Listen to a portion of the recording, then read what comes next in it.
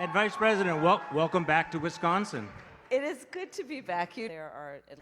America votes now. Vice President Kamala Harris returning to southeastern Wisconsin 2 weeks out from Election Day.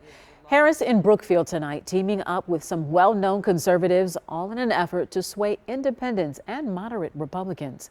Chief political reporter Charles Benson joining us now live with her message to undecided voters. Yeah, Shannon, if the Harris campaign wanted to find undecided voters, especially Republicans, they found them here tonight among the invited guests for town hall.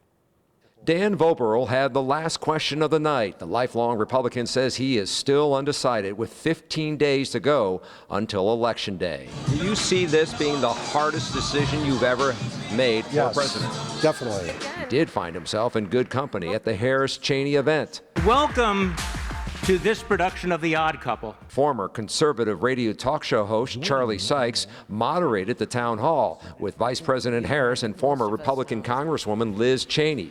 Sykes and Cheney say they are voting for Harris in 2024.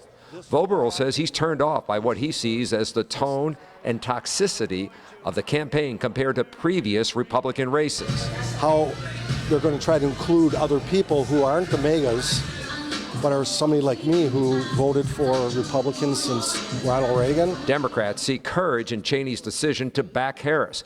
This is the second event between Cheney and Harris in Wisconsin. This republic only survives if we protect it, and that means putting partisan politics aside and standing up for the Constitution and for what's right and loving our country more.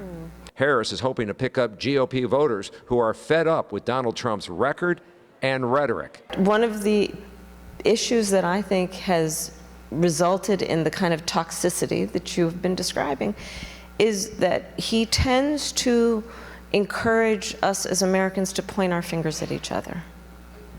That's not in our best interest. New York Congresswoman Elise Stefanik isn't worried about Cheney. I defeated Liz Cheney. She's one of the House Republican leaders who was in Grafton last week. She tells me voters are not paying attention to Cheney. They're paying attention to, between Donald Trump and Kamala Harris, who is going to help me have a better, better wages, better salary, cut taxes, a stronger economy, pro-U.S. manufacturing, and that overwhelmingly is President Trump. Now, this was the third and final town hall for Harris and Cheney, a day that started in Pennsylvania, then on to Michigan, and then here in Wisconsin. 3 battleground states. We're live on the campaign trail in Brookfield. Charles Benson, TMJ4 News. Charles, thank you. And tomorrow, Harris's running mate, Governor Tim Walz, will be in Madison campaigning with former President Barack Obama. Walz will hold an event tomorrow night in Racine. 2 weeks out from Election Day, both campaigns are blitzing battleground states. Former President Donald Trump made 3 stops today in North Carolina. 15 days from now, we're going to win North Carolina. We're going to defeat Kamala Harris, and we're going to make America great again. A reminder, early in-person voting starts tomorrow here in Wisconsin. In Milwaukee, there are 10 locations to cast your ballot early. You can vote at any site regardless of where you live in the city, but do not forget your photo ID.